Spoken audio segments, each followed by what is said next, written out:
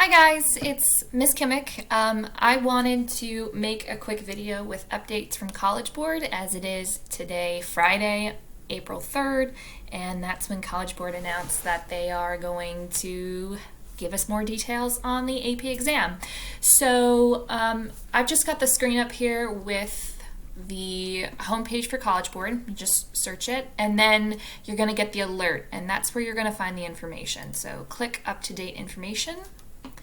And here we have, scroll down to where it says remote support. You want to click updates for AP students and about this year's exams. To look and view the full schedule, you're going to click view schedule. And here you have, there's 3 exam dates per day. We are in Eastern time, so we will be testing for the APUSH history exam is Friday, May 15th at 2 p.m. So on this sheet you can look at the other exams, but I care about U.S. history for right now. And then if you scroll down, you have course-specific exam information. So scroll down to U.S. history.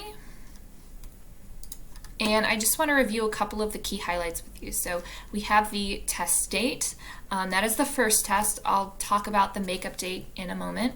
And it will be based on a modified DBQ. So that DBQ is going to be shortened, and it's going to be a DBQ with 5 documents instead of 7.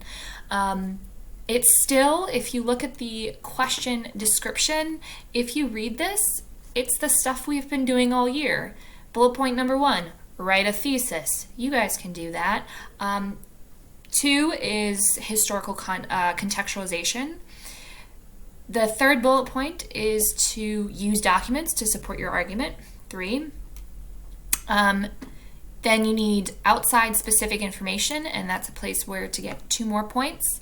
You need to do HIP here, and then finally that complexity point. So the DBQ rubric really didn't change.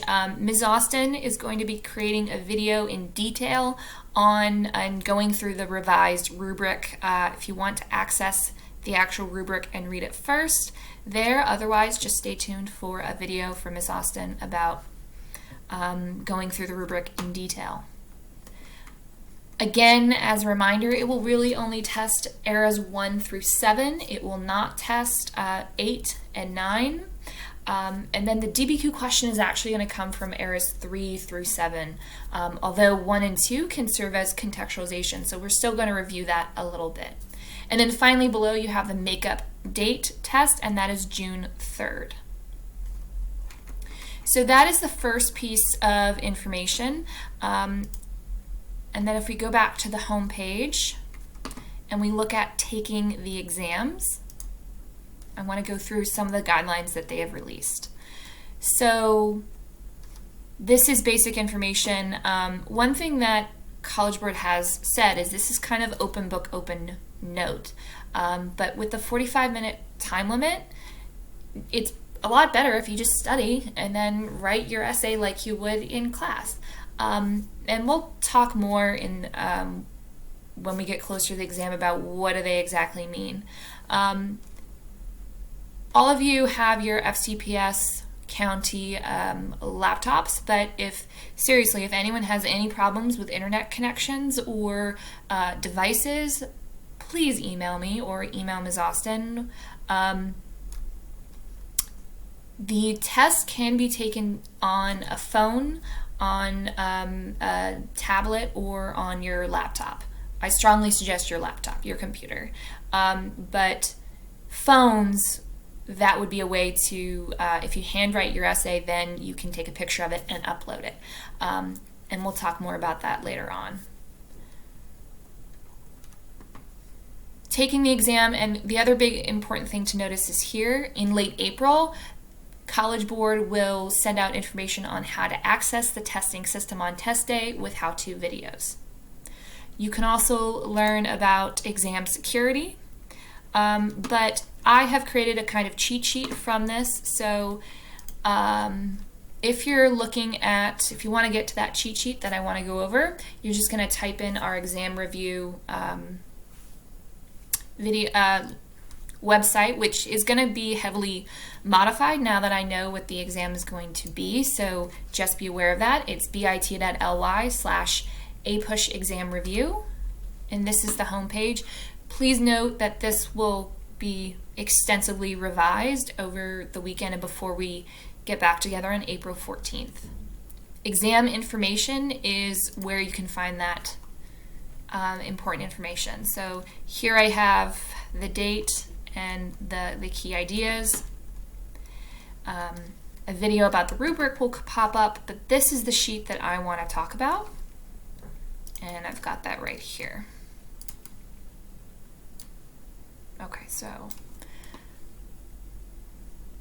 testing details. So on the test, you guys have 45 minutes. So when you actually open up the test, there will be a timer to have on screen. Now, some kids find that really nerve-wracking, so there is an option to turn it off. However, if time expires and you don't notice that time has expired, you can't submit it. So I suggest that you guys keep the timers on. And we're going to do practice with DBQ writing in 45 minutes using a time setting. We'll do it through Blackboard, but just so you're aware of that. The device that you open the test on has to be the device that you upload your results. So you cannot have the test open on a tablet and your laptop.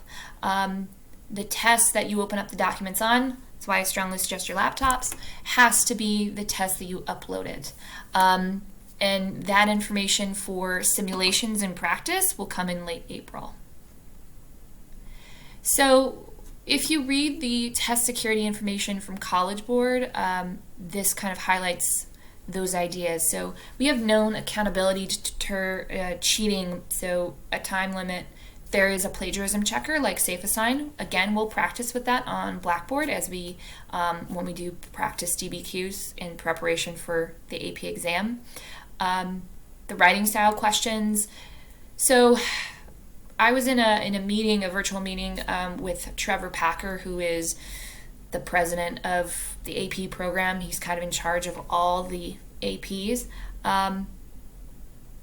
And he said that there will be survey and response questions, really looking at software to design and to examine, verify writing styles. If you're caught cheating on any AP exam, CollegeBoard said that they will notify any college you send AP scores to and any college that you submitted any type of CollegeBoard administered test, like the PSAT or SAT scores, or if you haven't submitted any scores yet to colleges, ones that you will submit to. So, yikes. How about we just not cheat? That works. Trevor Packer also said that there's secret or anti-cheating measures that they won't disclose. So there's that. Also, I get to see your scores for the very first, not your scores, your actual, what you actually type up on the day of the exam. That's never happened before. I'm super excited about it. So the idea is that if I notice that what you've been writing is drastically different from what you've been producing while we've been reviewing, I will submit that to CollegeBoard for more scrutiny with that information. And I'm not afraid to do so. If I see that, I'm gonna do it. Okay. Scores, information about when those scores would be released hasn't been mentioned at all yet. Probably, my guess would be early July, maybe mid-July. Finally, the piece on makeup exams. So the AP US makeup exam is June 3rd at 12 p.m.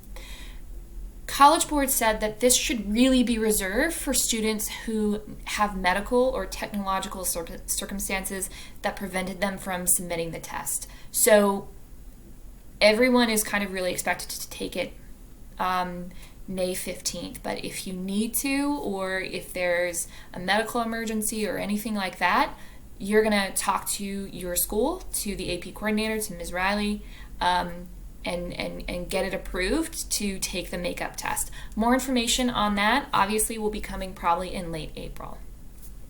And finally, if you don't want to take the exam, which I hope all of you do, is you can just decline to take the test. and there's no penalty fee for that. Okay, so I hope that gave you some important information and clarified a couple questions that you may have had about what the exam is going to be like next year in May. Sorry. I am working on a plan right now for what are we going to do when we come back after spring break. More information will come to you hopefully by Monday, but please know that I am working on that, and it takes a little bit of time to develop because things have been changing so much. So thank you for being patient, and I will talk to you guys soon.